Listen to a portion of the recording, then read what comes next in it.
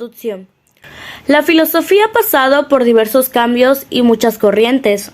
En este video intentaremos explicar acerca de ciertas corrientes que, sin duda alguna, abren paso a la filosofía como tal. Historia de la filosofía. La filosofía es una manera de pensar que da respuestas a cuestiones humanas. Esta rama del conocimiento surgió en la antigua Grecia en Ionia, en Asia Menor, a principios del siglo VI a.C. De entre los pensadores que se destacaron en la antigüedad, no solo en griegos, sino que también en los romanos, y en estas se encuentran tales de Mileto, Sócrates, Platón, Aristóteles, entre muchos. Primeras escuelas, las cuales en estas fueron tres, y la primera fue Escuela de Mileto. Esta fue fundada en el siglo VI a.C. Sus miembros fueron Tales, Anaximandro y Anaxímenes. La segunda escuela fue la Escuela Eleática. Esta era una escuela presocrática con auge en los siglos VI y V a.C. Y por último, la escuela Pitagóricos era la escuela que sostenía que la esencia de todas las cosas son los números. Representantes de las escuelas filosóficas. Una escuela filosófica es un grupo de pensadores que comparten casi la misma manera de pensar, intentan dar respuestas a sus problemáticas. En la filosofía podemos encontrar algunas escuelas y algunos de sus representantes, las cuales se les estará mencionando 11.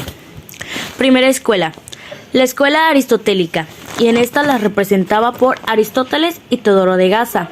2. La eleática, y en esta su representante era Parménides. 3. La escuela cínica, y en esta era su representante Antístenes. 4. De Mileto, Tales de Mileto, Anaximandro y Anaxímenes. Quinta escuela, megárica, y en esta su representante era Euclides. La sexta escuela era Pitágoras, y en esta sus representantes eran Pitágoras y Epicarmo. La séptima escuela era entoicismo, y esta su representante era Zenón de Sitio. Octava escuela era el platonismo, y en esta su representante era Nicolás de Lusa. La novena escuela era el epicureísmo, y en esta era el representante Diógenes de Encando. Décima escuela era cirenaica, y en esta su representante era Arístipo de Cirene.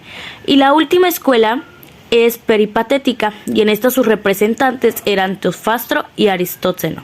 Escuelas junto a sus representantes y mayores aportaciones. Físicos. Intentaron dejar de lado a los dioses para dar explicaciones más naturales, como que todo está formado de un elemento, a cuestiones como el porqué de esto y los cambios. Nos encontramos a los filósofos como Tales de Mileto, y este decía que todo venía del agua. Anaximandro decía que no había un solo elemento, que en realidad habían 4, y estos eran el caliente, el frío, el húmedo y el seco. Y por último tenemos a Anaxímenes, y él decía que todo venía del aire. Los mecanicistas. En esta corriente hay dos tipos de mecanicistas, los griegos y los modernos. Los griegos afirman que todas las cosas vienen de un solo elemento. Asimismo creían que todo funcionaba como robots o máquinas, como algoritmos previamente planificados, de ahí el nombre de mecanicistas. Pero, ¿quiénes fueron los autores más importantes de esta corriente? En primer lugar tenemos a Anaxágoras, que piensa que todo está originado por combinaciones numéricas, seguido de Empedocles, que pensaba que toda la materia y cosas del mundo estaban formadas de solo 4 elementos, que ya se han mencionado antes. Y por último tenemos a Demócrito, que decía que el mundo habían átomos que confirmaban las cosas del mundo. La corriente moderna inicia en los siglos XIV y en los siglos XV, donde pandemias y guerras orillan a crecer y retornar a Descartes, que usa las matemáticas como punto de partida para investigaciones. Thomas Hobbes, que explica fenómenos sociales como el método empírico, y John Locke, que usa una metodología analítica. Metafísicos. En siguiente lugar tenemos a la corriente metafísica. Pero, ¿qué es esta corriente?